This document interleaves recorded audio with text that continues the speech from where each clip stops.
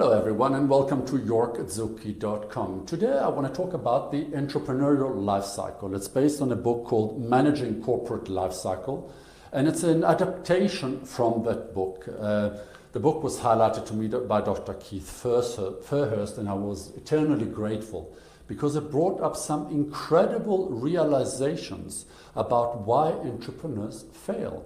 So I'm going to explain to you this life cycle in two parts. The first part, I'm going to show you what the entrepreneurial life cycle looks like. And in the second part, we're going to analyze why the knowledge of the different phases of that life cycle could possibly save you from failure. So you ready to go? Let's go. So you're probably well acquainted with the typical bell curve of a business. The starting phase, growth phase, plateau phase, and failure phase, right? Now let's break it into more detail. In the first phase, here is you, the entrepreneur, the innovator. You may be a university student, a high school student, maybe you are unemployed, or maybe you're working somewhere and you've got this idea or you've always had on how to change the world. So you come up with an idea. Let's call it the idea phase. Wonderful. You're spending a lot of time thinking, drawing, creating. Maybe you're already doing a prototype website. Doesn't matter if it's a service or a product. You are tinkering. As you start developing, you go into the prototype phase of your business. Now you have a service or a product which you're now starting to bring to market. You're starting to ask friends to look at it, test it, drop it on the floor, see if it continues working. As the prototype merges into, let's say, the 2 to 5 clients phase, the early days, these are the 2 to 5 clients who know you by reputation. They didn't buy into your business yet because your business is too young. These are the days when they believe you, the jockey, not the horse.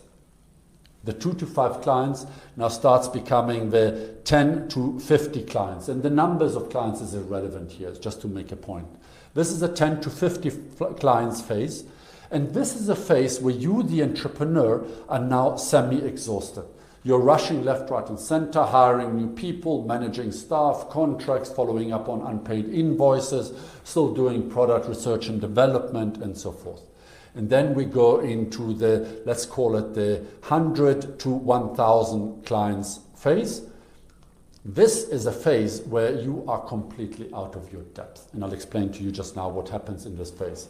But this is a phase about fine-tuning processes, systems, back office, delivery, just-in-time, logistics, product development, manufacturing, high-speed manufacturing, and the likes. Then we go into the 1,000 clients plus phase.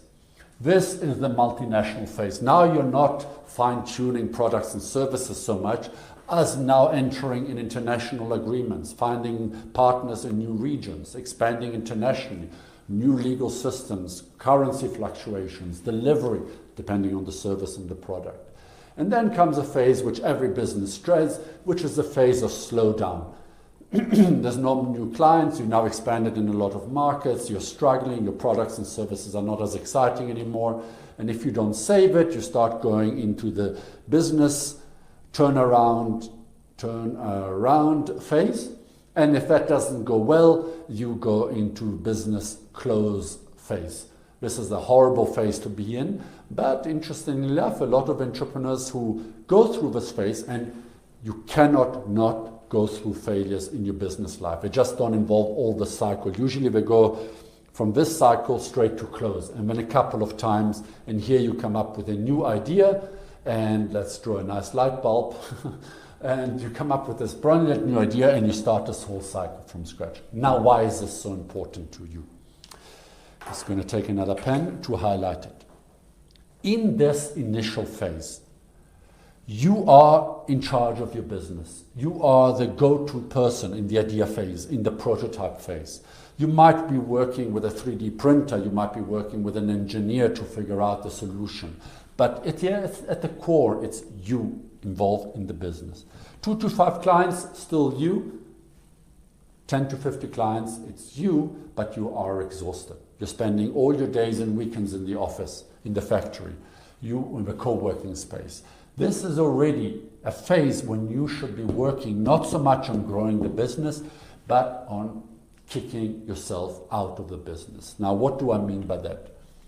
This phase from here onwards is a phase reserved for professional business managers.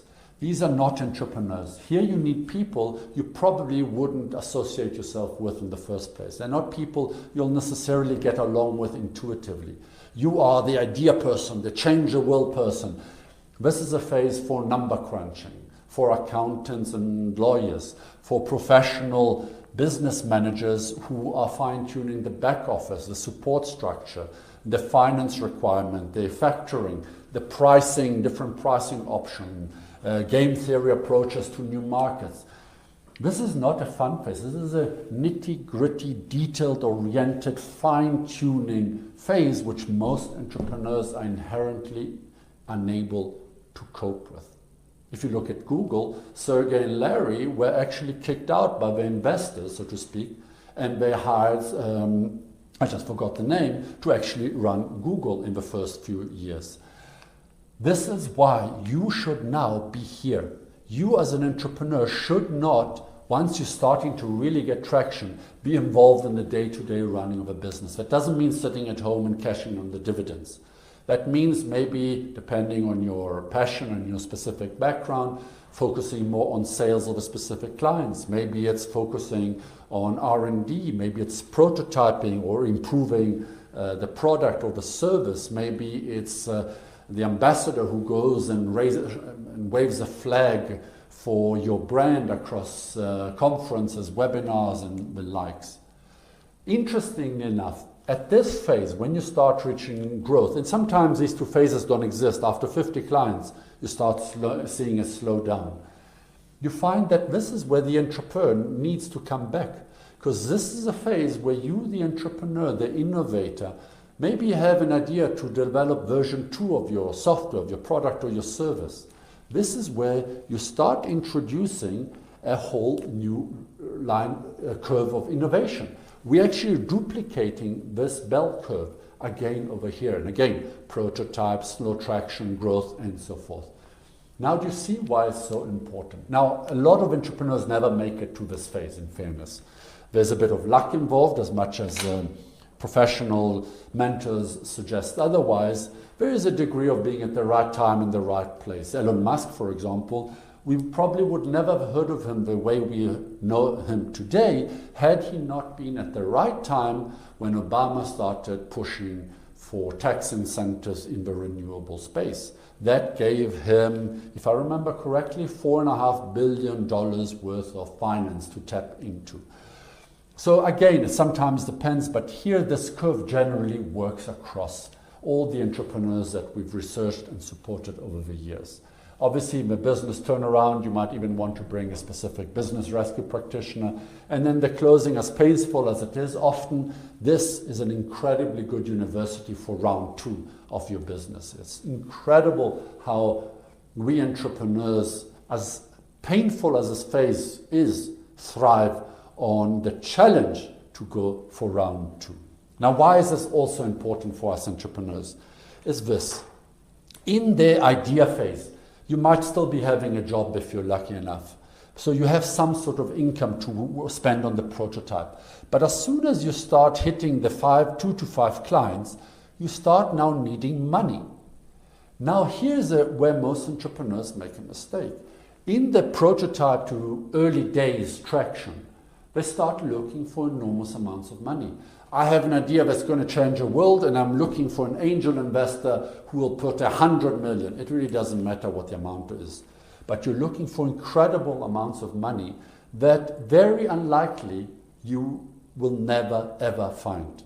Because the investor who believes so much in you that will put money until the end of your cycle doesn't really exist. Even Google only got $1 million at the beginning. They went through multiple rounds of funding as the business grew. So, why is that important? If you say, you know what, I need just enough money to get me from 2 to 5 clients to 50 clients.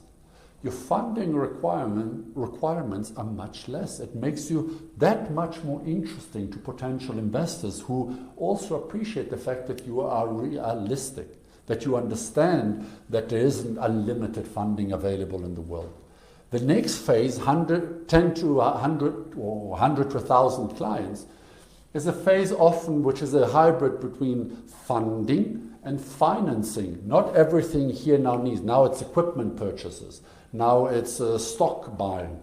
And this part here is often just pure financing. And usually it's even being able to do it internally. This is why it is so important to understand the cycle. From the one hand, know where you are adding value to your company and where you are actually the bottleneck, the individual who is going to destroy your company. On the other hand, when you break this down in steps, you require much less funding, and I guarantee you there's many more opportunities in short-term finance and short-term funding, whether it's grant, investor-led, angel, or the likes, when you are very clear on what that funding is needed for. I hope this helps, and wishing you all the best in your journeys. Thank you for watching.